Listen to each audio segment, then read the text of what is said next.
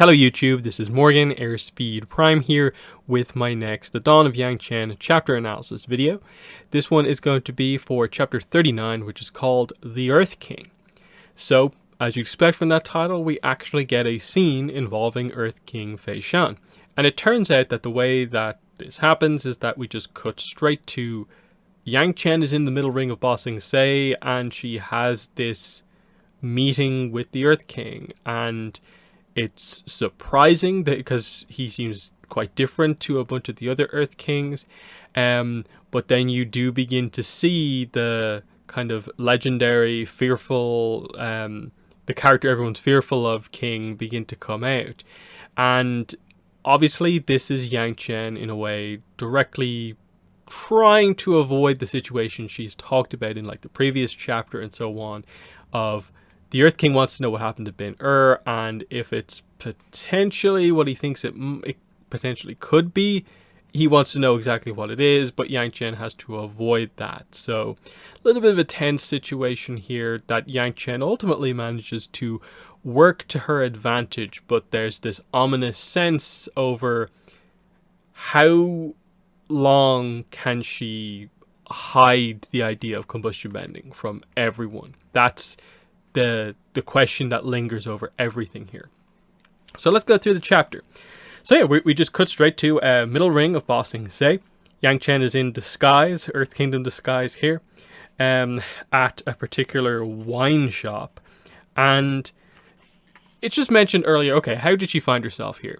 She went in full air nomad regalia straight to the palace, was rejected, and there's a bit of a kind of a code exchanged here. His Majesty invites you to enjoy the splendors of his city in the meantime, and she answers, I must decline, for spiritual matters call me elsewhere. And then she goes to, in disguise, to the middle ring, to this wine shop, and waits. And out of nowhere, someone turns up.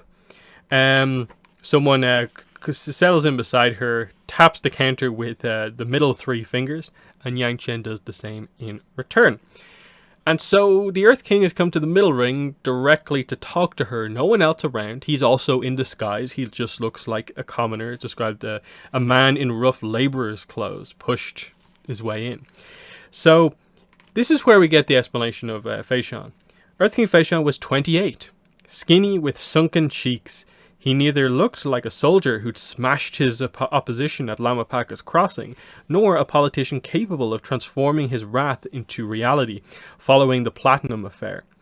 And it's just note that, like, yeah, him just wearing normal clothing and not wearing the crown, he looks completely unrecognizable because in so many ways, he already does not look like the character people think of when they think of Earth King Fei Shan. Like they say there, Lama Paka's crossing, the big event, the big battle where he won during the Platinum affair. And then this guy was able to basically cause what happened to happen in the aftermath of it. It seems kind of crazy because this is where you get the idea. If he's 28 now, 8 years ago during the Platinum affair, he was only 20. And he did that. So he is an impressive individual. He doesn't seem to just be this kind of king who's in the position, and he is just completely terrible at it and not suited to it and just has it because of bloodline. He actually seems suited to it and is a strong leader, even with sort of all of his problems. So Yangchen is actually somewhat happy about this situation, happy that she just gets to have a one-on-one conversation with him. In this case, his paranoia about spies and causing this like crazy situation where they have to like have a individual meeting at a wine shop. She likes it because she can just talk to him one-on-one.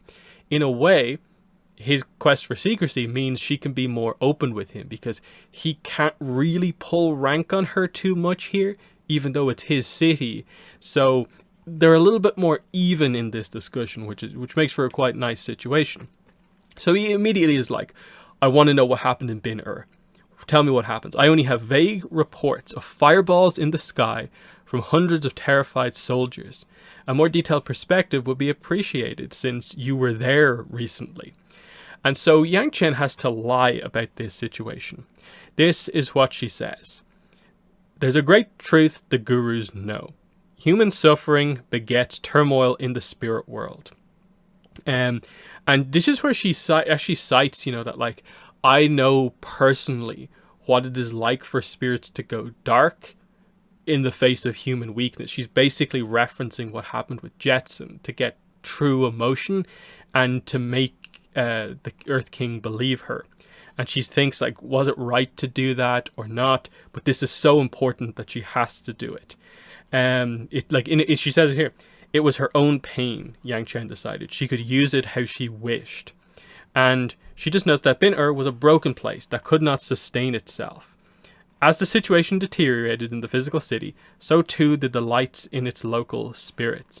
A land defended itself, Your Majesty, sometimes with great violence, like in Tianhaixue. Sometimes with silent plagues, like in Ma'inka. I encourage you to talk to the leaders of the Sauron clan for their perspective.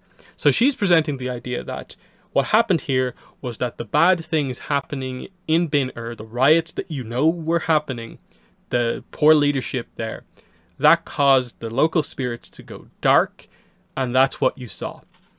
And so that's what we're kind of getting at here. So, and we get the idea that, unlike the Shangs, Fei Shan was a patient listener when he wanted to be. An embodiment of neutral Jing, stillness before the sword stroke. He let her continue. Bin-Er fell too far out of balance. There was a great upheaval above the city. Dark entities manifested as flowers of thunder and flame, blooming in the sky. I did what I could to appease them. Did you succeed? And she says, no, not yet. Their anger was so great I couldn't calm them down, but my brothers from the Northern Air Temple are in Bin-Er, doing blessings all over the place, trying to improve things. And she's hoping that she's kind of like getting across the idea that this is very honest, because she's not just saying, oh yeah, I solved it now, it's good. She's saying that, no, I actually failed. I need the help of all the other airbenders. And it's sort of presenting the idea of like, you can't do anything terrible to Bin-Er because there's a bunch of airbenders there as well. And if you send in your army to mess things up, you'll be affecting airbenders also, and that won't look good. So there's also a sense of that as well, that it would be poor form for him to roll in when sacred air nomads are doing their thing in the city. So he does note, I lost a lot of revenue from the disorder in Bin-Er, a lot of face as well. And then she says something that's a little bit surprising given this guy's reputation. You didn't have to lose that face. This was your own fault. And she notices that like his anger flares up, but she's doing this on purpose in a way. Extremely risky, but fully intentional. Your Majesty, out of complacency, you let the Shangs mismanage the city until neither human nor spirit could thrive. Under your watch, they carelessly reaped without sowing back. You only have yourself to blame. And this is where she is thankful that they are alone in this kind of weird situation, having this conversation. He can't really get angry at her in this situation, otherwise he'll kind of blow his disguise, basically. And she says there was and still is a better way. And this is where we get back to like what she wanted to do in the first place with Bin-Er when she had that first meeting with Honsha. She's kind of like, I have plans. I can develop a plan that eases the burden on Bin-Er's residents, while providing you with more revenue than ever before, more than any Zongdu has ever brought to your coffers. And he's kind of like, okay, that sounds good, but he does say, what would an air nomad know of administration? And she says very little, but Avatar Zito, on the other hand, knows a great deal. And he's like, like he really changes the second she mentions Zito. And he's like, are you saying you can run Bin-Er precisely as he would if he were alive? Have him guide you step by step? You could consult him on every decision you'd make? And even as a reader, you're kind of like, wait, I don't think this is how communicating with the past lives works. And the book is aware of that. That's what we go into next. So again, this is important. She could not. Connecting with her past lives did not work quite like how Fei Shan was imagining it.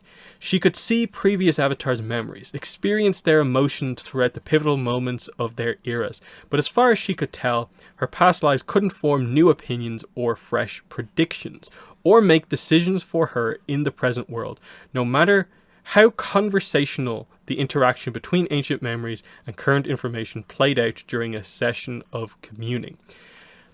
Now, that is a very complicated way to kind of explain it, but I think it's FCE trying to do his best to create a nice explanation of nearly every instance we have seen of past life communications, all the different ways that it works, and present the idea that, okay, sometimes it looks like the avatar is having just a direct conversation with their past self. And yes, they can do that. But that conversation can only go so far, because they're still talking to someone who can, for the most part, only base what they have to say on their past experiences.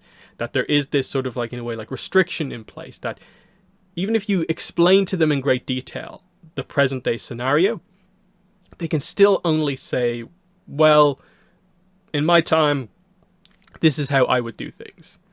And kind of just basically note that, like, that's interesting, but this is how I would do things here.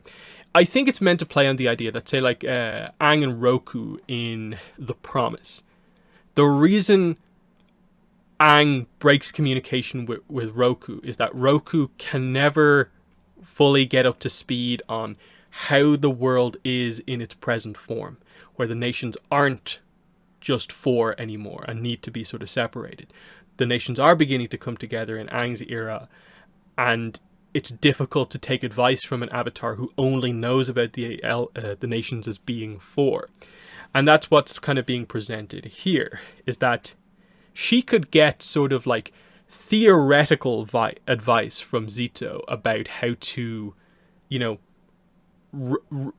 administrate things well.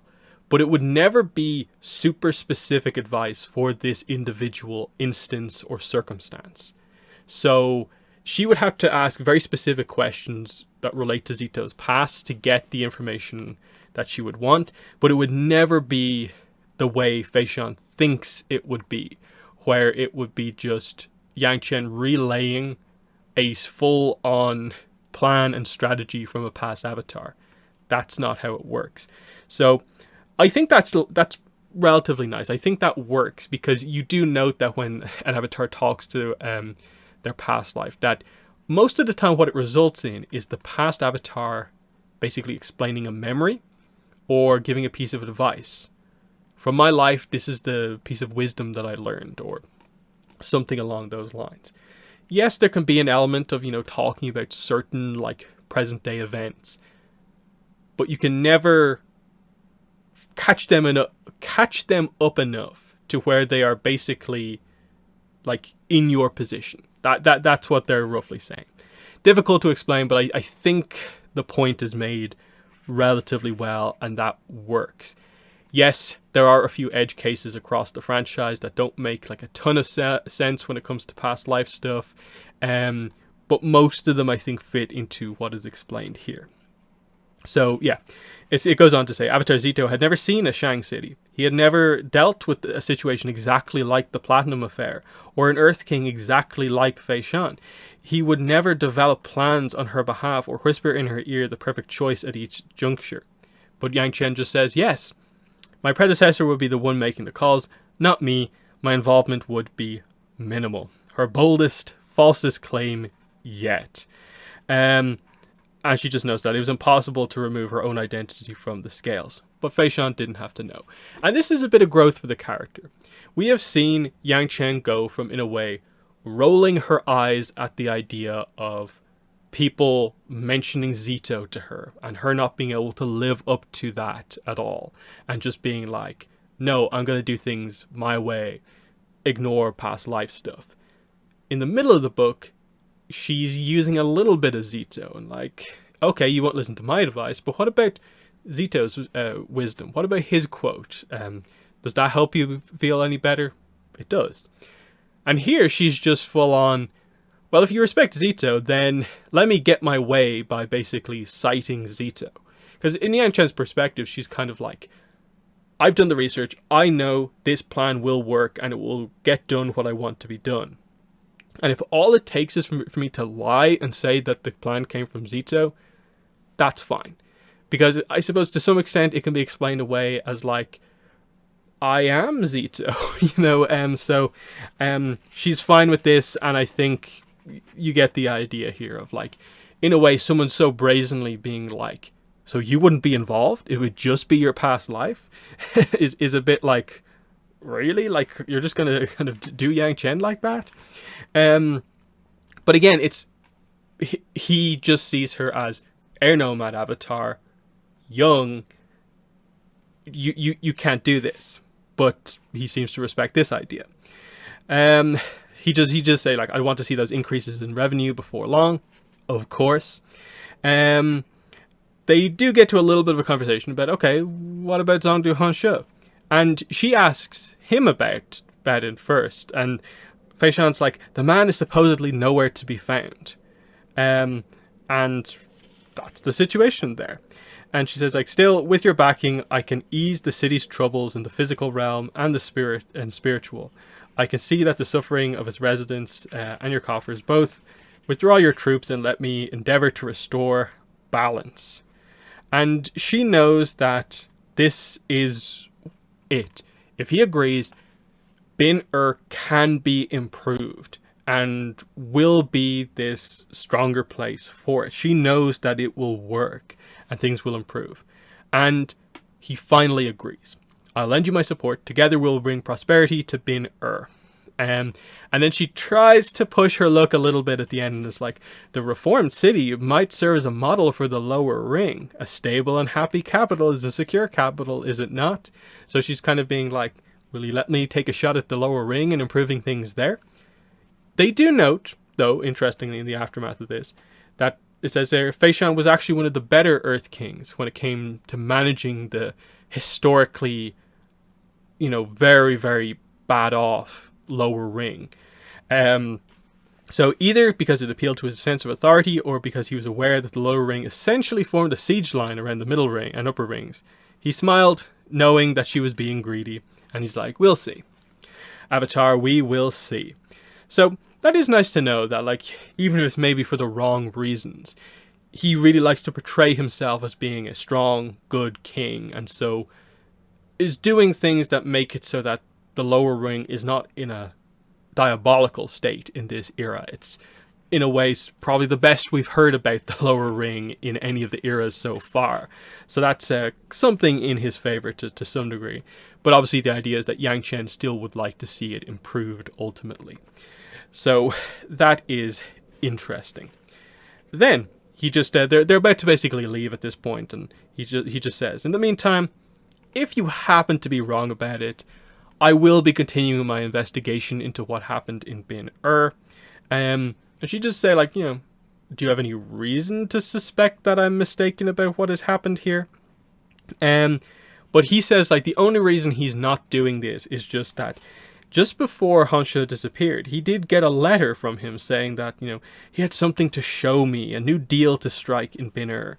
That was all. Very rude, very cryptic. Like, he suddenly thought he was my equal. So this is obviously Hanshe sending a message to the Earth King of, like, we need to renegotiate about Bin-Er and the situation here without saying a lot of details in it. So Yangchen is sort of saved here in a way by the fact that Hanshe was secretive in the message. But it still has the Earth King thinking that, like, he felt that he had all the power in the world all of a sudden. Why is that? So he does have a little bit of an evidence here to suspect that Hanshe, like, found a way to play the game a little bit better. But who really knows, I suppose. Then we just get the idea that, shortly after that letter came the lights and noises. If the incidents are related, I'll find out. Who knows? Maybe you're correct. Maybe I'm not right. But then he does say, this is where we start to see the real, Earth King Fei Shan, or not the real one, but just the one, the king that people are afraid of begins to come out here right at the end.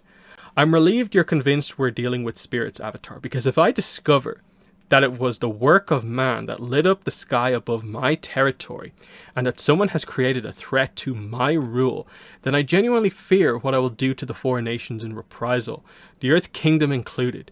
It certainly wouldn't be good for my reputation in the history books, or the echoes of suffering in the spirit world you're so concerned about.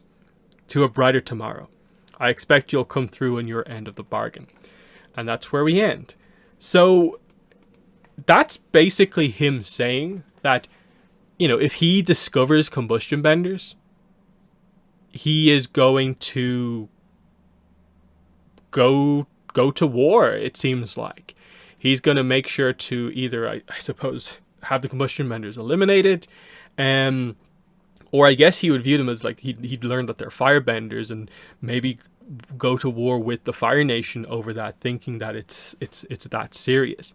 But that he is so, you know, cautious here about like his territory being attacked by people like this, that he obviously, what he has heard about the extent of the like explosions and like damage and stuff like that, if that was people doing that to basically one of my cities, everyone will suffer, including my city, my kingdom. It doesn't matter. And he doesn't really seem to care about his reputation overall. He's just wants to make it clear that, you know, he is the one in charge of this era, is what he seems to be trying to get across. So, you know, the word mercurial was used to describe him in the description for this book, and that definitely seems like the way that he is, and that like he has this weird mix of being like exceptionally paranoid, but then surprisingly reasonable in most instances. But if you slight him after he was being reasonable to you, he's going to be your worst enemy. That seems to be the presentation of the character. And I actually quite like that. It makes him seem like one of the more interesting Earth Kings that we've ever had, because he seems very, very capable. He's young, but he has defined an era already, proven himself, I suppose, both in battle, but also in politics, and is overall helping his nation. He just seems to have this slight kind of cruel edge where when he takes his vengeance, it's to an insane level. And so this is what Yangchen wants to avoid. And that's the setup for the book, is that she has blatantly lied to him to get her way and improve Bin and hopefully that will fix things. But it feels like it probably will go public, and so what happens here? How does Yangchen negotiate with someone she's just lied to about this? Now, obviously, he could come to that information without it ever coming up necessarily that Yangchen... I suppose that Yangchen's lie is so kind of blatant in this case that if he discovers combustion benders, her saying that it was spirits when it was blatantly something different is a bit of a problem. Even if the exact extent to what Yangchen has lied about doesn't come to light. So it's a tough situation, but the idea is that Yangchen has to keep the combustion benders secret from all of the world leaders, because in a way it's bad enough that like basically low level world leaders like the Shang merchants want to use them and nearly use them for terrible things. If the world leaders had access to these guys, this era would be an absolute mess. That's the big thing presented here. So I really like this chapter. I think they've set up the character of the Earth King so much in this book that finally getting to meet him and just see that he is this very different Earth King. Just a simple thing of like he goes to the middle ring on his own. There's even like a little thing that's described, like Yangchen noted that some of the kids were playing close to, what is it? Some of the kids are playing close to the edge of like the canal, and Yangchen's worried they might fall in. And when Feishan like arrives for the meeting, he just sort of like, you know, ushers the kids, you know, away from the edge, you know, just a little moment like that. So there's all these little things with him that like just sort of surprise you. Even I think the age of the character surprises you in this situation, and that makes him all the more interesting. And I hope we get at least a bit with him in the next book. I think we will. I think we're going to see probably at least the Earth King, but based on upcoming chapters, I think we'll also probably get to meet the High Chief a little bit. But we'll get to that in the remaining 2 chapters. Only 2 chapters to go after this, and we are done.